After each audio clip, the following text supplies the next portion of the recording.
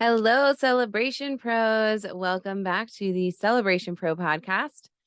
Today, we're going to talk about what it means to step out from behind your business. So, have you ever felt like you worked your heart out, working like crazy, only to find out that you really not moved forward at all? Like you've spent all day on who knows what, but we really haven't moved the needle forward. We can become so consumed with unnecessary to-do lists day in and day out and completely miss opportunities for growth. And the growth that I'm talking about is right outside of our office space. So remember that you are the driving force of your company and need a face that's going to build the like, know, trust in your audience.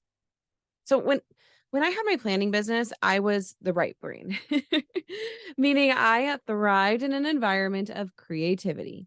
Like no trust was my jam. I also call it the best friend factor.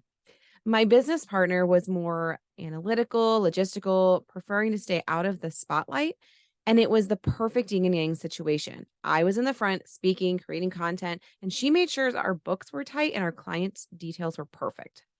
My point is being that if you're not alone, if you are alone and not comfortable with being the face of your company, you can always bring in a team member or hire somebody on who's going to embody the essence of your company. Maybe it's in a reporting style or from a client perspective or highlights the personality of your business.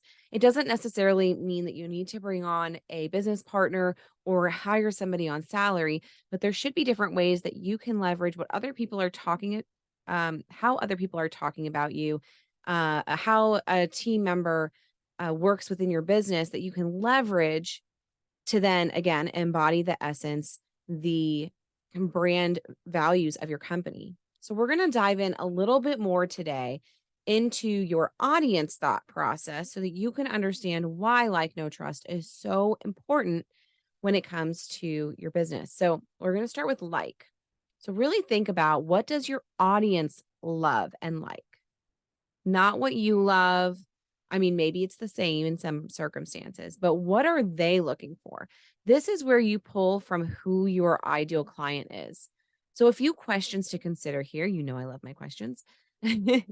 How do they have fun? What are their struggles in life? Who are they confiding in? Where are they? Or where do they want to be?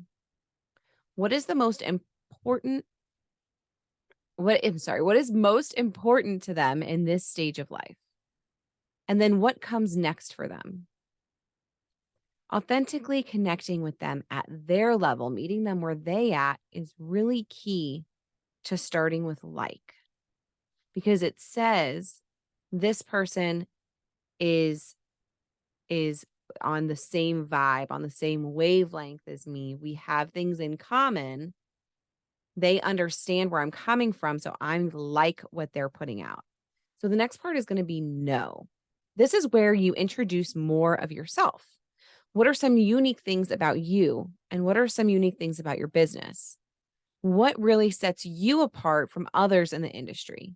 How do you do this? This is a big question I get all the time. So how do I differentiate my business from everybody else's?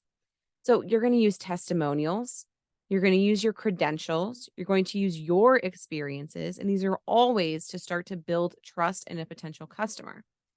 Another great way to do this is with your referrals, and the way that you speak about yourself in the community and outside of your business is going to be the way that those referrals speak about you, right? You're kind of training them to speak about you in a certain manner. And that's also going to build trust in a potential customer who's being referred to you. Okay. And that leads us, because we're building the trust, into the trust itself. So we're going to pull from like and from no. And now we're going to show them how you can solve their problem, how you're the vendor who's going to create that vision and be a faithful companion with them on the planning journey. Showing them empathy through the process goes a really long way. Again, meeting them where they're at. And this works really well in our industry because it's such an emotionally driven decision making process. You'll not only gain their trust, but often long term, like down the road afterwards, not only are they calling you back for whatever, fill in the blank. Maybe it's for additional photos down the line or stationery for their daughter's birthday, or maybe it's a referral of a friend who's getting married. When you take the time to walk through the steps of what like, know, and trust means for you and your company, you or your company's face, maybe you brought somebody else in, like I'd mentioned before, will find it so much easier to step out in front of your business, in front of your logo, your storefront, and feel really confident in connecting with those people who you want to work with.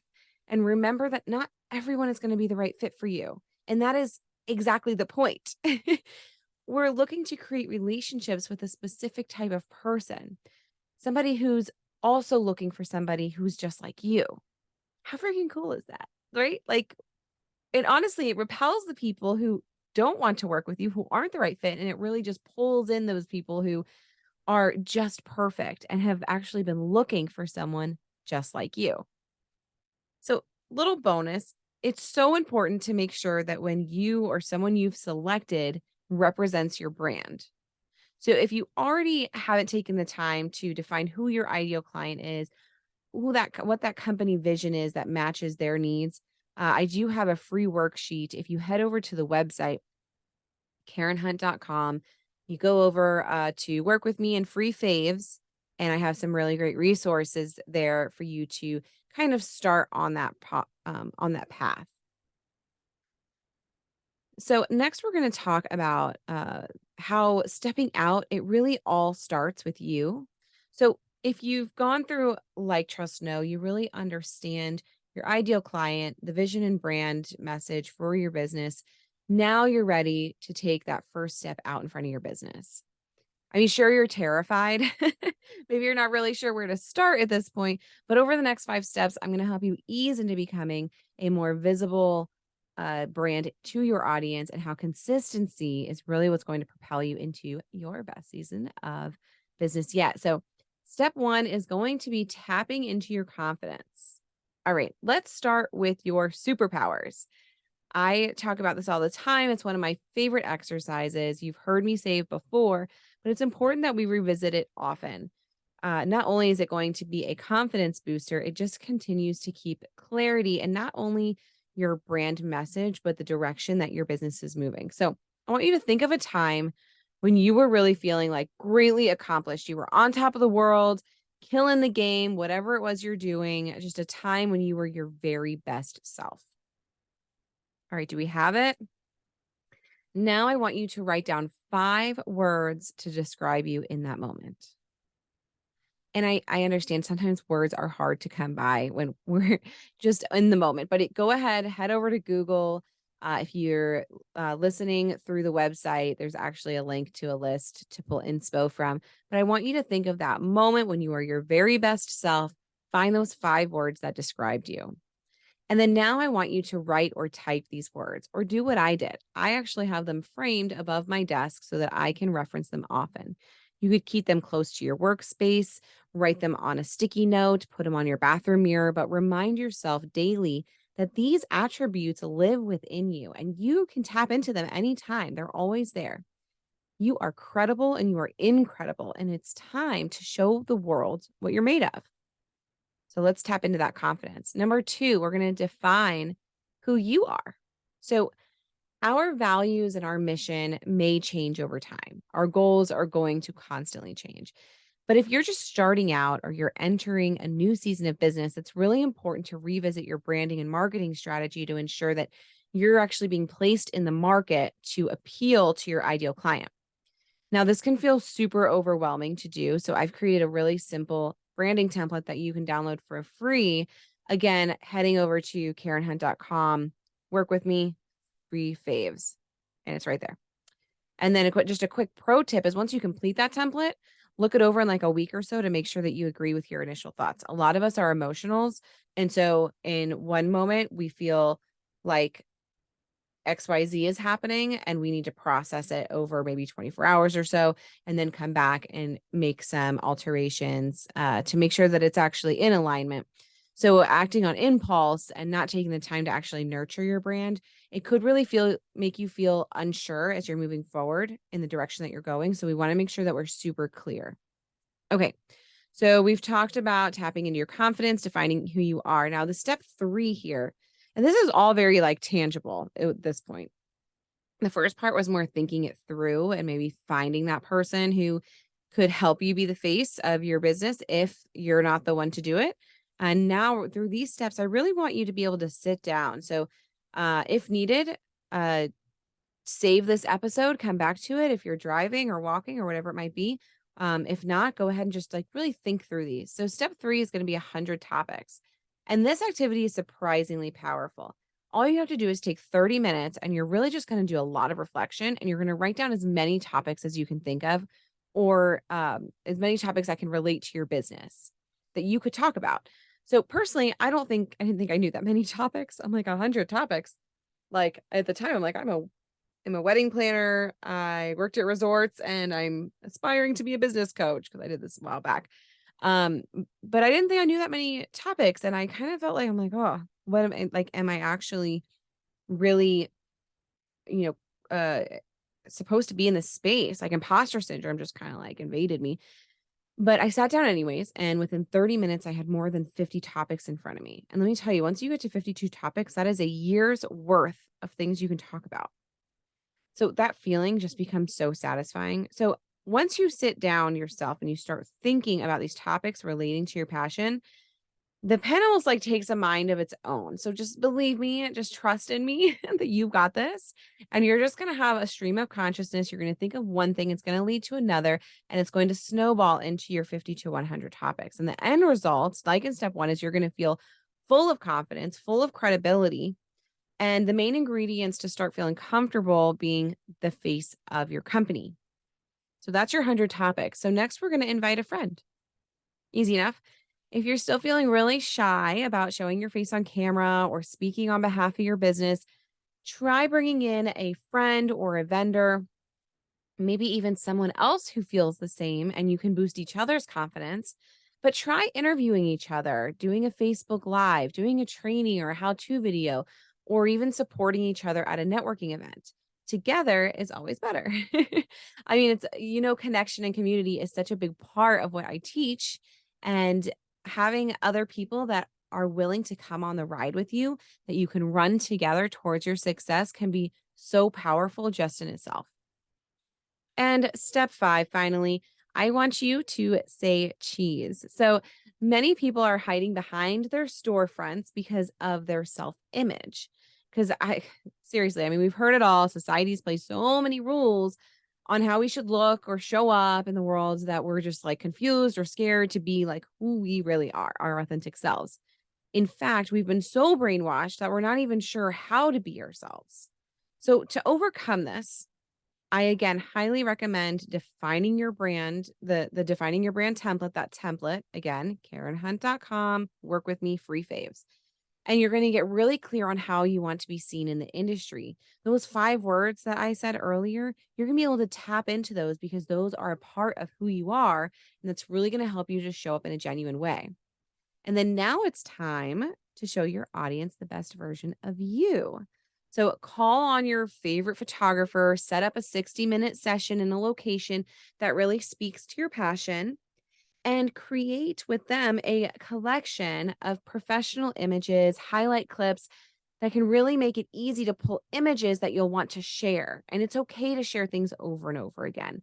Many times when we're sharing, only a very small portion of our followers or our audience are seeing what we're doing. So this is why sometimes you might hear me say something multiple times. Not only that, I might have said it the first time, but it might be hitting you a different way today. So here's additional tips. You can also order a simple ring light. That's what I have right here if you're watching me on YouTube. Um, or just find some natural lighting for your social media, splurge on a couple accessories that make you feel great. I have a hat. I have my sparkly jacket. I'm wearing a Voove shirt today because it makes me feel fancy. So spruce up your setting. I made sure that even though I'm in my son's closet, like literally this is my linen rack here. I've got boxes. I have luggage above me is like all of our Christmas decorations. I am not in a glamorous space, but what I've done is just create this little corner. I have my wedding photo behind me. If you haven't hopped over to YouTube to see what's happening, come on over and check it out. But spruce up your setting. I've made it so that when I show up, I feel like I'm looking more professional.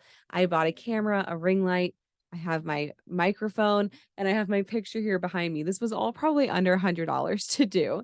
And it makes me just feel like I'm showing up in a way that is not only authoritative, but captures you, my audience, so that you can actually learn from what I'm speaking of here. So, a reminder of why this is also important. Your clients are very likely seeing your business through digital media first. They're going to follow you on social media platforms, which essentially act as your portfolio. And they usually go there first. They're going to look at your through your website. They're going to research your reviews. They're going to do all this more often than not before they actually pick up the phone or fill out an inquiry form because they want to know that they can like, know, and trust you. So creating like, know, trust is totally key. And showing up as your authentic self, who you are naturally and consistently, is how you're going to start that conversation. Now, there is a third part to this. I'm going to have that live on the next solo cast that I have here. And it's going to be on being where the people are. Now, if you haven't already and you want to skip ahead and you're really excited about this topic, I also have a private podcast called Be the Gossip, which is in the show notes. You also heard it on my little ad at the beginning. And you can go in the show notes, just click on the link, and Be Where the People Are is a part of that series. And that will actually take you through the steps to being on the lips of all of the vendors and the clients that love to refer you. So, you guys, I'm so excited to have been able to bring in some tips and tricks today on how you can feel more confident in stepping out in front of your business. I promise it was not always easy for me. Sometimes I just decide I'm going to do it and maybe it'll stick. And as long as I'm doing it from that place of my core values, I know that I'm doing it in a way that's in alignment with my brand and that I will show up in the best way to serve you, all my wedding pros, here on Celebration Pro Podcast. I hope you have a beautiful day and I am wishing you a win.